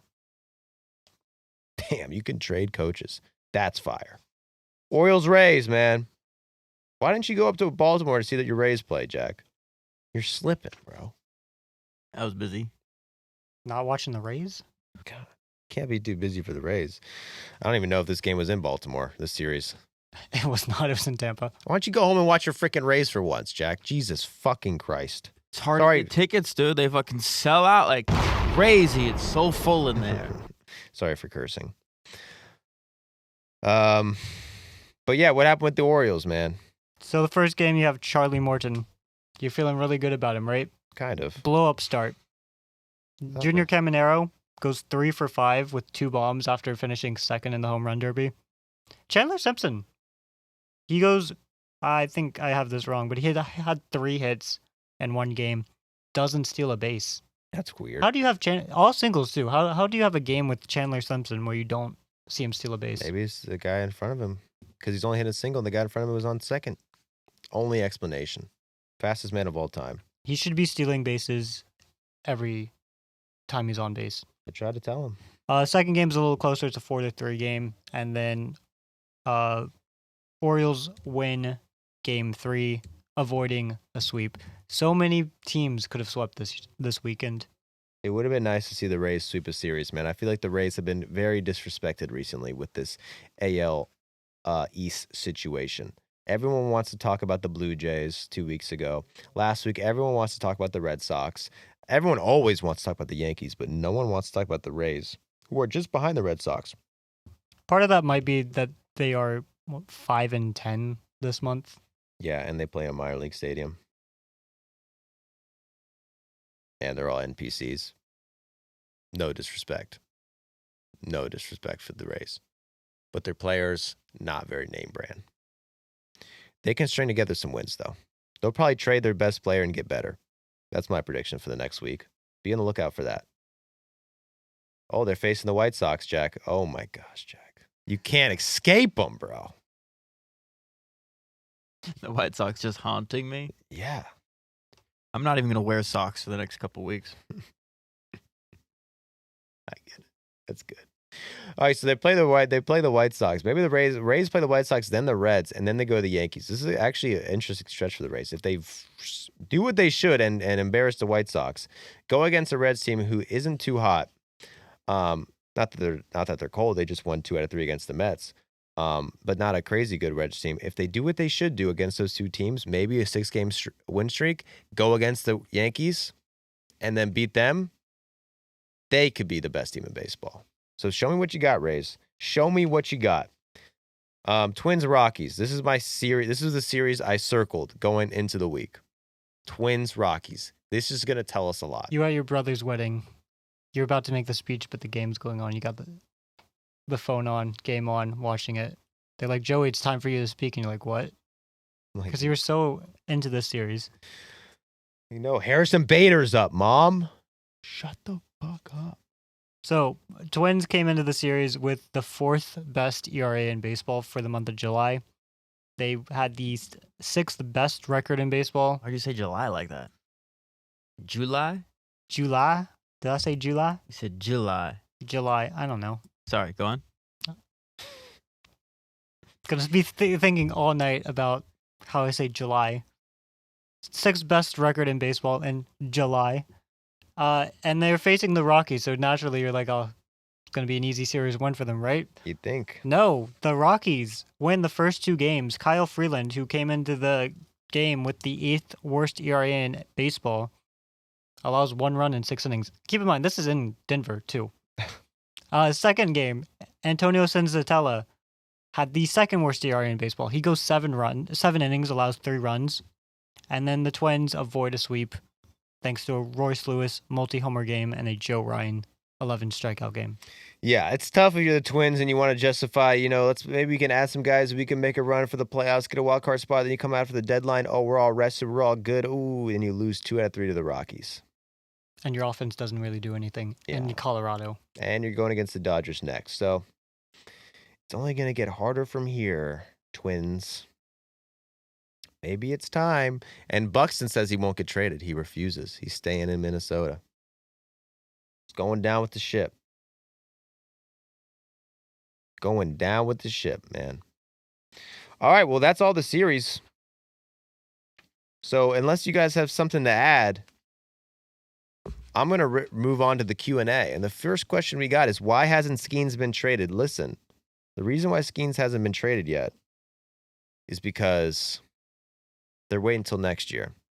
I do still think next year, we'll see how the Pirates do. But if the Pirates, and also the Pirates have been way less embarrassing over the past month, 2 months, than they were when the season started. Way less. I mean, they've scored 22 runs. But their starting pitching has been some of the best in the league. Do you forget? Did you forget about the Pirates' starting pitching stuff? The gap between the Pirates and the Dodgers WRC plus 29th and 30th this month is the same gap between the Dodgers and like the seventh best hitting team this month. Yeah, so they're last in homers, last in runs, last in OPS this entire season, but they're top 10 pitching staff. You can't tell me they've been more embarrassing or as embarrassing. The first month of the season, when they were getting booed on Paul Skeens' bobblehead night, and guys were falling on the field, and the usher was beating up fans in the crowd, it was a bad look.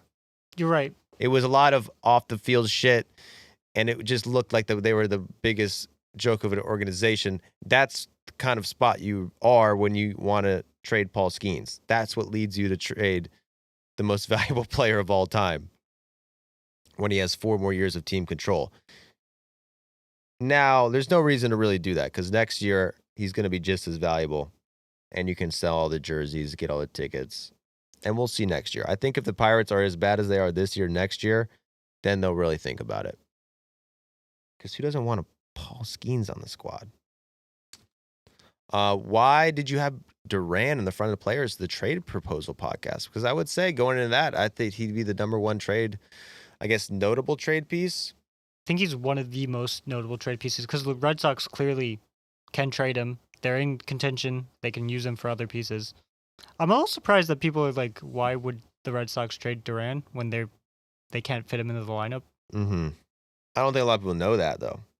You got to know ball like Mitchell over here. A lot of you guys in the comments, no disrespect, you don't know ball like me. And you definitely don't know ball like Mitchell. Even Jack might know more ball than some of y'all. It depends what ball. That's what I'm talking about. I could throw a knuckleball. He can't. Jack really wants to try IRL content. He really wants. I think Jack believes he can throw like. How fast do you think you can throw? Oh, I do not. I mean, we were talking about like, I hope I can get 60 with a fastball. It's the and knuckleball. It won't be accurate. It'll It'll just be power. It'll just be throwing it past a gun and seeing what we can get. But I do want to. I've never really like hit a ball like full bat contact that crack, hit it out. I've literally never even done it.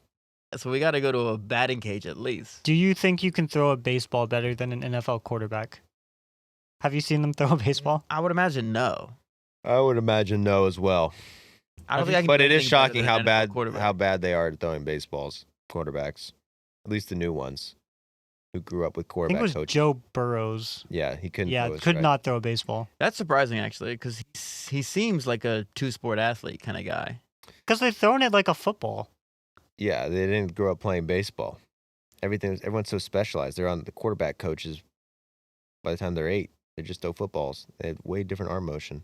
I went to high school with Jeff Driscoll, who was starting QB for the Gators. He replaced Tim Tebow, and then he played for like the 49ers, and I think he's on the Panthers or something now. I don't even know anymore. But he was a baseball player, but he wasn't a pitcher. And I always thought that was interesting. That is crazy. And he got an offer from the Red Sox right out of high school, turned it down to go to Florida to be a quarterback. Damn. That's just kind of a fun fact. Imagine how good the Red Sox would be right now if they had Jeff Driscoll. If only they had Jeff Driscoll. Former QB1 for the Gators. And for my high school. Yeah, man. Jack's high school was so good at sports. There was no room for him on the team. It is funny. I went to 3 high schools, and that high school was just full of professional athletes. And professional podcasters. There you go. Couple OnlyFans girls. Let's go. We'll put their links in the bio for everyone who's curious. And we'll do a review on that next episode. So thanks, everyone, for tuning in. for episode 33. There will be an episode 34. This is episode 34. Yeah, there Like will I be said. an episode 34. Like I said. That's exactly what I said. He doesn't miss. There has been an episode 34. 35, we'll see. See you next time. A lot of bombs this episode.